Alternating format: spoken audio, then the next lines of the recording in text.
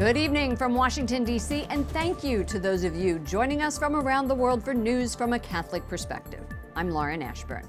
The nation says an emotional farewell to George H.W. Bush, America's 41st president, and celebrates his life and legacy at his state funeral in Washington today. Former President George W. Bush eulogized his dad, calling him a great and noble man.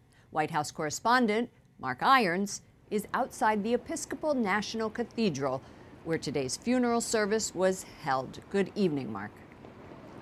Good evening, Lauren. We heard several moving tributes to the late president's strength of character and public service, but the eulogy that stands out came from his eldest son, who shared their final conversation.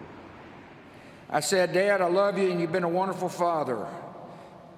And the last words he would ever say on earth were, "I love you too." George W. Bush described his father as a man of quiet faith. In the National Cathedral congregation, President Trump and all living former U.S. presidents, including 94-year-old Jimmy Carter.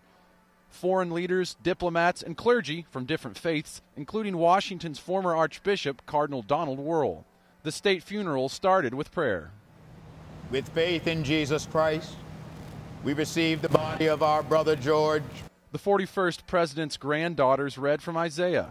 For the Lord will be your everlasting light, and your days of mourning shall be ended. Presidential historian John Meacham called Bush the last great soldier-statesman, highlighting his career from a Navy cockpit to the Oval Office.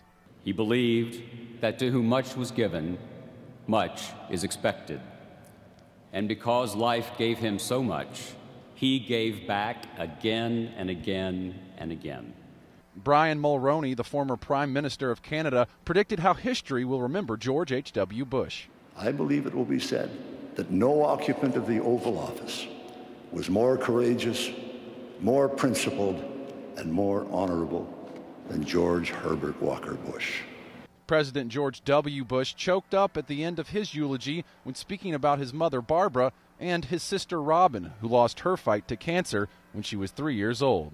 So through our tears, let us know the blessings of knowing and loving you, a great and noble man, the best father a son or daughter could have. And in our grief, let us smile knowing that Dad is hugging Robin and holding Mom's hand again.